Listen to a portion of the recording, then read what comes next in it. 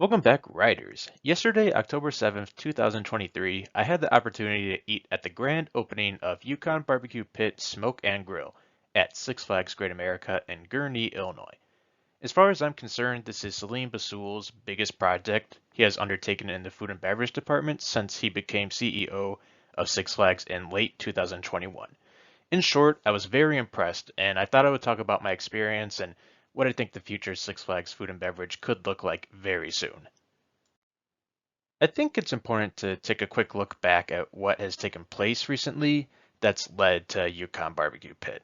Selim Bassoul was appointed CEO of Six Flags in November 2021. Almost immediately, he put a big emphasis on improving the food offerings at Six Flags. At the 2021 quarter four earnings call for Six Flags, Selim became a bit of a meme when he claimed that he had tried over 100 burgers, 200 slices of pizza, and 100 orders of chicken tenders, while also claiming the quality of them was better than any theme park he's ever been to. That was a stretch for sure, but his ambition was noticeable. Maybe he'd only been a fun spot before then. Selim brought immense experience in the food and beverage department when he was appointed CEO of Six Flags. He was CEO of Middle B for roughly 19 years, a company that specialized in commercial cooking equipment, industrial processing equipment, and residential appliances. While at Middle B, he was credited for increasing the company's market cap a whopping 17,400% from $40 million to $7 billion.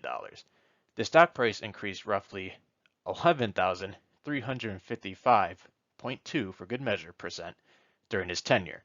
So, what changes did he make to Six Flags Food and Beverage so far? For this, I'm going to focus primarily on Six Flags Great America. This has been my home park my entire life, with a couple gaps for college, the pandemic, and some out of state internships. I have a good feel for how food used to be before Selim arrived and how it is now with the ongoing changes he has been making. For Six Flags Great America as a whole, I think they've been taking steps backwards the last couple seasons. Navigating the pandemic was a mess. Then they unexpectedly lost their longtime park president, Hank Salemi, rest in peace, and the park's been pretty understaffed in nearly every department, just to name a couple things. There's more. But even with the opening of Yukon Barbecue Pit, I thought the food and beverage department has been improving drastically.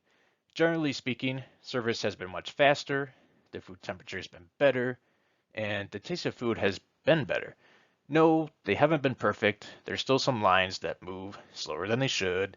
My food's not always hot, and I don't think something like chicken tenders have become mouth-watering like Selim has claimed. But overall, on average, everything has been improving. Take Saturday Night Fright Fest, for example. Before Selim, I have waited in some ungodly lines, sometimes around an hour and a half for a meal. The lines in the county fair food court would stretch onto the midway in front of X Flight. Yesterday, another Saturday at Fright Fest, all the lines in the food court were pretty manageable. I think the most notable change in food and beverage at the park has been the immense amount of new items, new locations, rebrands, etc. Now, I don't know if what I'm about to say is all fact, but I'm pretty sure all the following were introduced since 2022. Bubble Tea Station is completely new, seems like a huge hit, and we've never had anything like that in the park. Captain Cold Ice Cream was a rebrand and introduced Dole Whip, another super popular item in the park. Central City Snacks was a rebrand. Drizzled Cheesecakes is completely new and also a third-party vendor. Fiesta Fries Cantina introduced walking tacos. Gotham City Snacks was a rebrand.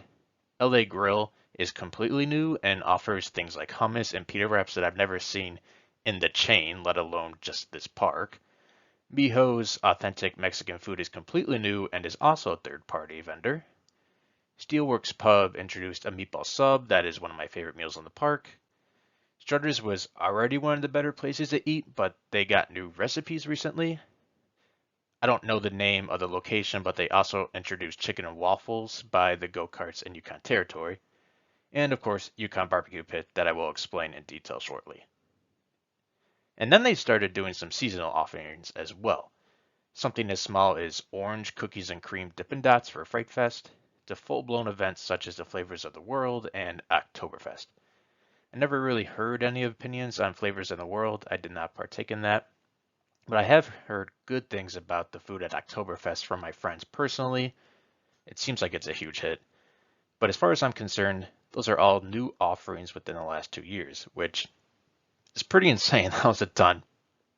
I have not tried everything I listed off. In fact, I don't like some of the things, those types of foods in general, but it's my understanding that people really enjoy the new third-party vendors alongside with the bubble tea and the Dole Whip, just to name a few highlights.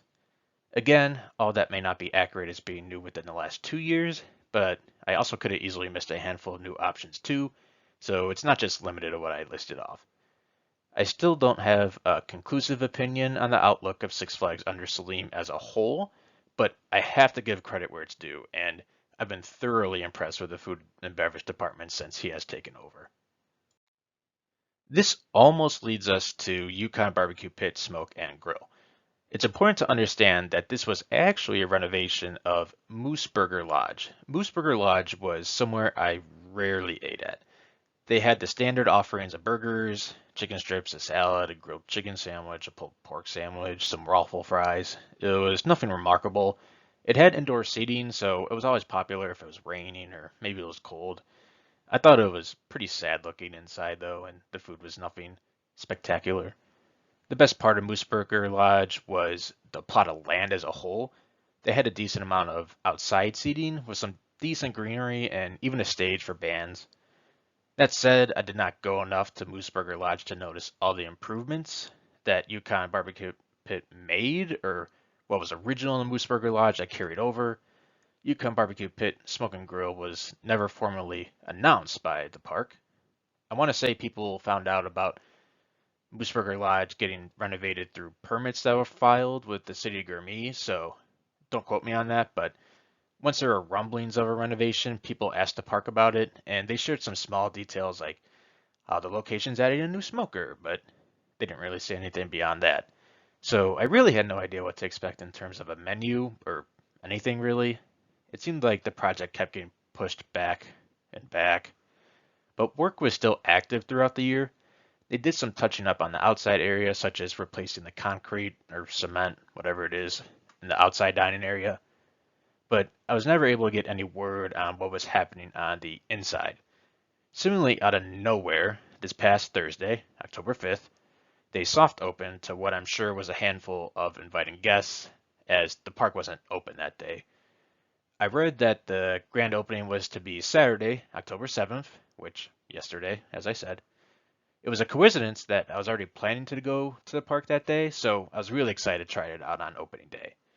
I hardly read any remarks or reviews about the experience, so I was still largely going into it not sure what to expect. But then I saw a couple pictures specifically of the food, and it immediately became clear what was happening. I was an internal auditor intern for the Food and Beverage Department at Cedar Point for the 2021 and 2022 seasons. If you did not know, Cedar Point is owned by Cedar Fair, and Six Flags and Cedar Fair are direct competitors. Six Flags has historically been seen as the cheaper alternative to Cedar Fair, while Cedar Fair has been more like nicer, but it's a little more expensive. I plan on making a video about my experience working at Cedar Point sometime, so if you're ever interested in that, come back to the channel and check it out. But anyways, I was behind the scenes for food and beverage, and I got to learn like what was going on and what it took to operate the department. I learned a lot about it. Last year, I was told that Selim Bassoul had visited Cedar Point to check out the brand new farmhouse kitchen and grill, which was obviously brand new, ground up, food location that had just opened that year. Please forgive me, I shockingly do not have a photo of farmhouse. So enjoy this photo of Lazy Bear Lodge at Canada's Wonderland under construction. Farmhouse has been received extremely well for a fantastic menu featuring various meats and sides, great service, and a lively outdoor eating area. Cedar Fair has been into this concept for a few years now, adding locations with capacity in mind. They usually have two sides going, and usually the food is centered around one meat, one side, and some kind of bread. Some places that fall in this category that I've experienced myself include the aforementioned farmhouse, Back BQ at Cedar Point Grand Pavilion at Cedar Point, Gurnee Barbecue at Kings Island, Farmhouse Barbecue at Kings Dominion, the Outpost Cafe at King's Dominion, and Lazy Bear Lodge at Canada's Wonderland, to name a few. I would consider all these places one of the best places to eat at their respective parks, as well as some of my favorites. And every single one of them is better than any food I've ever had at any Six Flags park. When I saw a picture of brisket, pulled chicken, and pulled pork for Yukon Barbecue Pit, I immediately knew this was going to be Selim's attempt at modeling a restaurant with Cedar Fair's recent additions in mind. So with all the background and lore explained, it's time to share my experience of eating at Yukon Barbecue Pit. I touched on this a little earlier, but I just wanted to start and expand about the outside. I'm excited to see what they do with the outdoor area next season. Right now, the park has their Oktoberfest event going on in this area. Again, that event has been huge success for the park, but it is not a year-round event. For a majority of the season, this area will be outdoor seating for Yukon Barbecue Pit. The area looks nice on its own. I wonder if they'll add nice lights, kind of like Farmhouse at Cedar Point has, or continue live music on the stage that's already there that they're currently using for Oktoberfest, or if maybe they'll play themed music for the restaurant out there. This is already a nice area that still has potential, and I can't give a fair assessment how this will be during majority of the year under normal circumstances right now with Oktoberfest being held there. The building itself looks really nice. It seems like everything was repainted. The entrance is very nice, and there's actually two signs. The first one is attached to a structure that covers a small bridge that leads to the main doors. The bridge walks over a small creek with running water. It sounds nice, it looks nice. This is the main logo of the restaurant, and overall, I think it works well. After you cross the bridge, you are steps away from the doors to walk in. There's another sign directly above these doors. This logo is not appealing as the first one to me, but luckily I don't recall seeing this logo used again, as you primarily see the first logo everywhere else. I'm not sure if this second logo was necessary, but it doesn't hurt to have it, I guess. To the left and right of the doors, there are identical signs giving a brief overview of the menu and pictures of their brisket and pulled pork sandwich. I thought this was a great idea to have a general idea of what the location offers before you have to get in line and see the menu. You don't have to go inside and awkwardly move around to get yourself close to the menu to decide if you want to eat there or not. You can just decide that from the outside. Once you enter the building, you can immediately see the main indoor seating area. Once again, I did not go to Mooseburger frequently, so I can't say for certainty what decorations are new or which ones already existed. But overall, the area was decorated pretty well for Six Flags. I'm fairly sure that the moose statue in the center of the building was already there, carried over from Mooseburger. The light fixtures fit the theme very well. There's an abundance of other decorations such as snowshoes, sleds, antlers, and a lot of stuffed animal heads at the building. I hinted at this in the outdoor area, but indoors there's like a Yukon or Klondike-like soundtrack, and it fits the theme perfectly.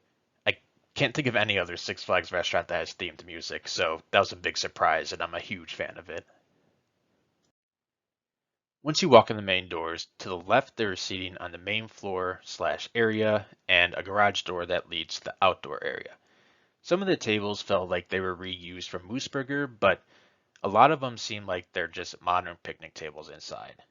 They're high quality, which I can appreciate, but they were a bit large, so whenever there were parties of like 4 people, it just seems like there's a lot of empty space that you couldn't use because it'd be awkward sitting with strangers, obviously. But even more so, like if there's just two or one person using one table, it just feels like the room had a lot of empty seats that weren't able to be used. So maybe if they could get some smaller tables in there that could still fit everyone or something. To the right is the entrance to the line and another room with more seating. This was really surprising to me because I'm like 80% sure that this just used to be a wall. But they tore down the wall and built staircases that lead down to the adjacent Snowshoe Saloon Review, which has been used for stage shows at the park for decades. They set up tables and chairs downstairs. Because of the aforementioned tables on the main floor, this is where me and my sister ate. We actually grabbed the last open table available. These tables and chairs felt pretty cheap. My chair was fairly wobbly, and Our table was obviously cheap, but this could just be temporary seating because they may need to clear the floor for shows in the future, or maybe this was just a temporary arrangement until next season because Yukon Barbecue Pit opens so late in the season and it'll only end up being open for like a month. So who knows? This room houses the snowshoe tap house stage. It's not clear if they will use this in conjunction with Yukon Barbecue Pit in the future. They may just defer any live bands to the outside stage. I did see one employee go behind the curtain while we were eating, so it might be used for storage back there. It might be like a break room back area. Who knows? There's also a bar in this room, but it didn't look like it has the capability to serve drinks right now. They do have one set of fountain drinks in there, but it's not obvious if it's hooked up and ready for use or not, and even if it was, it would be used by the bartender, not just people walking up. There was also space for like private events, special event, catering meals, whatever. So I could easily see this room being blocked off to the Yukon Barbecue Pit guests when there's like a private group eating down here. The queue is physically not too long, it's just a couple sets of switchbacks. I specifically waited to eat here until it was dinner time to see how fast I could move a line. I was pretty surprised as it was on par with any Cedar Fair location I listed off earlier in terms of like speed. And I had a faster experience getting my meal here yesterday than I was getting a walking taco a couple weekends ago. And remember, this is just the grand opening day, so they've probably only done a handful of meals. So they should continue to get better and faster, even though they're already good spot in that regard. So the short queue should not be a problem, hopefully. While you're sneaking through the switchbacks, you get pretty close to the menus. There are 4 screens in total. On the far left on a different wall, there's a screen that's actually not a menu. It's one of those TVs you see in the queues for rides that show cartoons and quizzes and whatnot.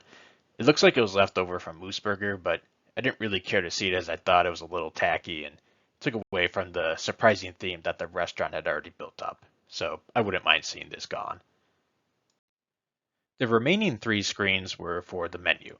The far left screen went over sandwiches, sides, desserts, and some other miscellaneous meals. 2 things stuck out to me most immediately. One was the prices. They're cheaper than I would expect, to be honest. Considering nachos by themselves, albeit they are huge, they're $20 across the park. $17.50 for a brisket sandwich with a side and a muffin seems a little like a bargain to me. This is cheaper than Cedar Fair by a few bucks, I believe. The second thing I immediately noticed was that brisket was not on the meal plan.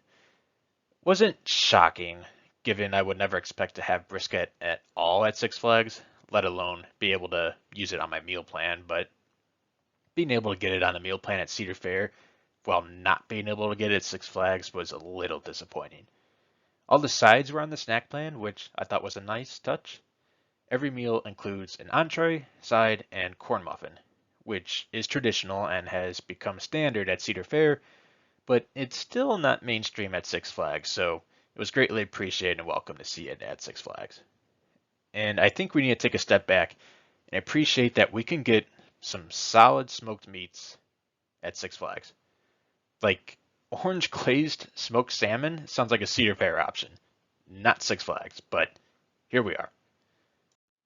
The second screen is essentially the same meats as the first screen, just not as sandwiches. You get 2 more ounces of meat at the cost of the bun, which I personally loved as someone who cuts carbs here and there. You can also get a 2 meat or 3 meat sampler that still comes with a side and corn muffin. I was upset brisket was still not on the meal plan, but pulled pork was also not on the meal plan, even though it's on the meal plan as a sandwich, so not sure why they elected to do that, but it was disappointing. Pulled pork without the bun at Coney Barbecue at Kings Island is one of my favorite meals anywhere, so I'm a little sad I can't get that here. I also don't know what Carver's Choice means for brisket. Something I thought of back in the day, Six Flags had done upcharges for select entrees if you had a meal plan. For example, you used to be able to pay like $1 or $2 to upgrade from a normal cheeseburger to a double cheeseburger, or 1 meat to 2 meats at Chop Six, or 1 scoop of ice cream to 2. I really wish they brought this back and I was able to get brisket or pulled pork for like $2 or $3. I would definitely do it as long as the quality was good, and I think others would as well. I do want to note that it specifically says 8 ounces of each meat, which sounds like a lot for brisket. I was told that BBQ at Cedar Point most likely serves 4 ounces, but maybe up to 6. The third screen covers drinks. It's, pretty standard. The screen was flipping between two images because they're doing a blowout sale right now for season cups, so not sure if they'll continue that next year, flashing the screen between one thing or another, but yeah, pretty typical stuff here. In contrast to Cedar Fair, at Yukon Barbecue Pit, you pay first and then go get your food. I personally prefer it the way Cedar Fair does it, but it's not a huge difference. It's not a deal breaker. I don't like how there's potential to continue to take orders even if the kitchen's backed up, causing a longer wait between when you paid and when you get your food. At Cedar Fair, it's nice to know that once you got your food, you're going to be out the door in like 3 minutes tops. The cashier I had was pretty knowledgeable given it was the first operating day. Yukon Barbecue Pit also has distinct uniforms that I liked. People on the line had the meat carver outfits you kind of see at Cedar Fair, and it looked pretty professional, while everyone else had orange shirts with the Yukon Barbecue Pit logo, which I thought was pretty cool and a step above for Six Flags. After you pay, you walk past the line and see all the options. That's another reason why I like Cedar Fair's method more, because you could kind of see the food and then pick what looks best to you. In Six Flags, you order it and then you kind of see everything afterwards. It's kind of too late. But it was still nice to see the line here, and they were communicating pretty well, so they were doing pretty good. They call your number and hand you your food, pretty typical. I ended up electing to order the smoked meat market pulled chicken with a side of mac and cheese, and then the muffin comes with that as well. In true amateur food reviewer style, I forgot to take a picture when I got my meal, so you will see that my corn muffin mysteriously disappeared. Some bites of the pulled chicken and mac and cheese have gone missing, and some of these sauces just appeared out of thin air. So I will talk about each of the 3 food items I had worst to best, and then I'll touch on the sauces. In last place comes the corn muffin.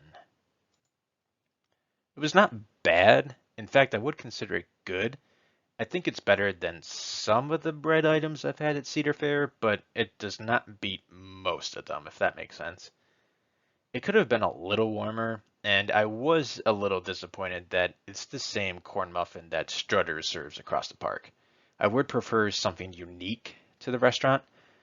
I'd also like some butter. I didn't ask for any, so they might have some, but I did not notice any laying around like Cedar Fair usually does, and Strutter's doesn't have butter when I've asked in the past. So next up is the pulled chicken.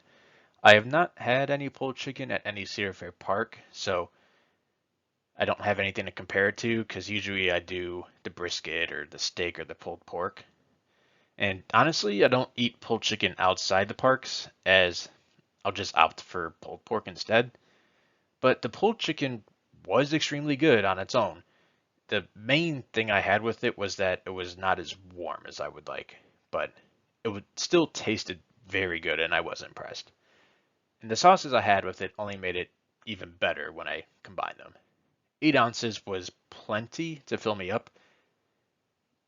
I will say this was a step down from the pulled pork at Coney Barbecue, but this was nothing to scoff at, and it was certainly delicious. Last, or in this case first, I guess, was the mac and cheese. I was blown away by this. First off, it was hot, and it actually stayed hot. I'm a pretty slow eater, and I probably finished it like 15 minutes later, and it was still pretty warm. It's better than any Cedar Fair mac and cheese I've had, and I've tried a fair amount across the chain. And no joke, my sister tried some of it, and she turned to me and she told me she's a mac and cheese enthusiast, and this was just some of the best mac and cheese she's ever had. Just for clarity, she doesn't travel to parks like me. She's just comparing it to stores and restaurants. But this was a huge hit and absolutely shocking. At each table, they have 4 containers of sauces: Carolina Tangy Gold, Honey Barbecue, Kansas City Classic, and Citrus Chipotle. Traditionally, I do not like or eat sauces that are comparable to the Carolina Gold or Chipotle, but I did go ahead and try them for the sake of this video, so you're welcome. No need to thank me. I'm notoriously bad with spicy foods, and the citrus chipotle left me a little sweaty. The Carolina Tangy Gold was typical for like a yellow barbecue sauce. These two sauces are not really up my alley, so I don't have a fair assessment as to whether or not they're like actually good or bad. I just generally don't like the taste of them, but I really enjoyed the honey barbecue and the Kansas City Classic. I was going back and forth for a little bit, but in the end, I do prefer the honey barbecue over the Kansas City Classic. Going forward, I will definitely still do both with whatever protein I choose. I was pretty happy with the honey barbecue. So, everything considered, here is my verdict on Yukon Barbecue Pit. Yes, it is slightly worse than the Cedar Fair restaurants that, in my eyes, were clearly the inspiration for a Yukon Barbecue Pit. With that said, that still makes it the best Six Flags food I have had at any park in the chain. It is genuinely good food, and I'm thrilled to have this at my home park. I can easily see myself eating here 2 or 3 meals out of every like 4 or 5 meals I eat at the park.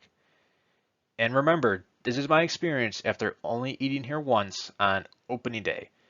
The restaurant will only get better as more time passes, and they may even have a new and improved item as they gear up for a full season next year, instead of the 1 month the restaurant will be open this year.